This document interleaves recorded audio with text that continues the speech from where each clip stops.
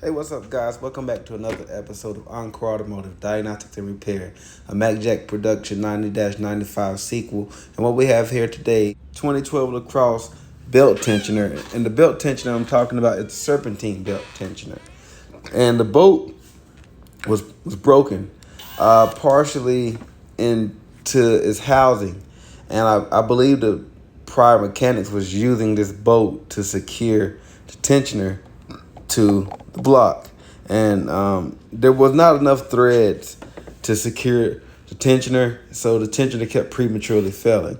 You're gonna see how much of the bolt is removed, and I'm gonna see how much of the bolt was being used. Pay attention to the bottom right hand corner. We're gonna present that here in just a second. So I don't know if this is a known problem, but when we went to the dealership to buy the replacement fastener, they had 10 of these bolts in stock. Um, so 2012 lacrosse top bolt tensioner breaking. Let me know if this is like a defect or is this something people are doing by over tightening it, or is it possibly just something just catastrophically happened along with the belt tensioner failing. This is Matthew with Encore Automotive. Comment below, like, share, and subscribe. And when we reach 1,000 subscribers, we're going to give away a car. Thank you for watching. Have a nice day.